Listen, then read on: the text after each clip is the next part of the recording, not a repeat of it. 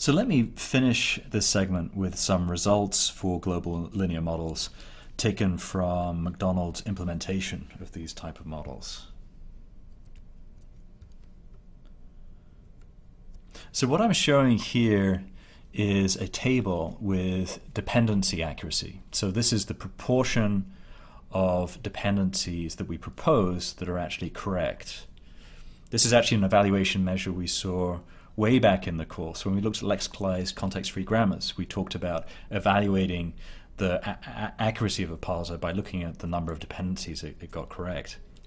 This model is a lexicalized PCFG that I developed for my PhD thesis.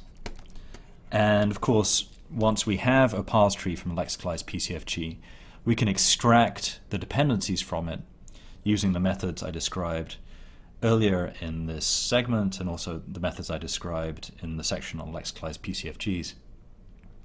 And this model scores just over 91% in terms of dependency accuracy. Here are a couple of results from McDonald from 2005. The simple model that I just described gets close to 91% accuracy. And for a slightly richer model, which I'll talk about in a second, called a second order dependency model, we can get about 91.5% accuracy. So this is pretty impressive. The dependency parsing models actually are extremely competitive with lexicalized PCFGs in terms of recovering these dependency relations. And there are some very significant advantages of dependency parsing approaches. They are quite simple.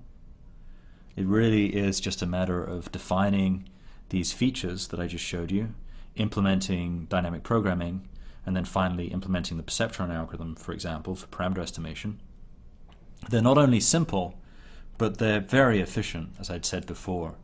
They are cubic time in the length of the sentence. And remember that for PCFGs, for example, the running time was cubic in the length of the sentence and also cubic in the number of symbols. So G is the number of non-terminals.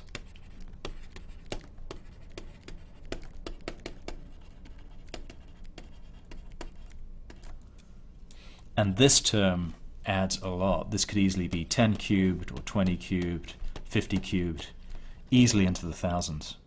So dependency parsers can be significantly more efficient than a full PCFG parser.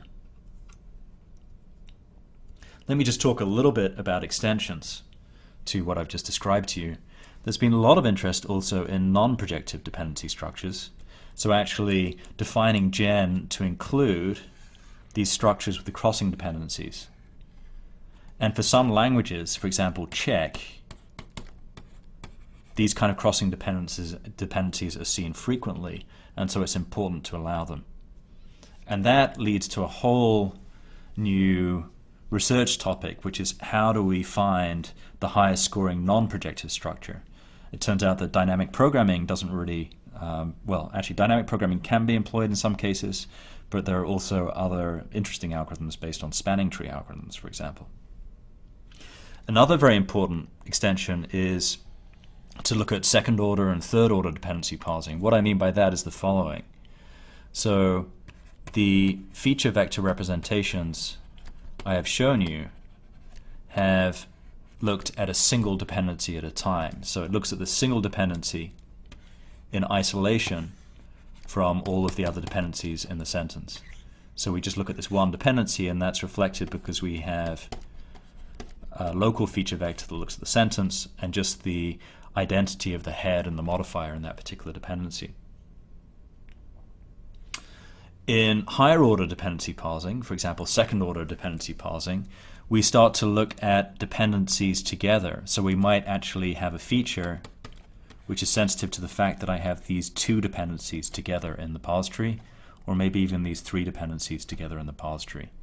So we can now have local feature vectors that maybe don't just look at the head and the modifier, but might also look at the grandparent. So maybe this is H, and this is H primed, and might also look at some other modifier, maybe this modifier here. So it's easy enough actually to extend the approaches I've described to allow local feature vectors that look at larger pieces of dependency structure. And this involves some complications to the dynamic programming algorithms that are used, but these models still remain tractable. With these kind of modifications, the state of the art is around 93 to 94%, at least on English Wall Street Journal data sets, in terms of recovering dependency annotations.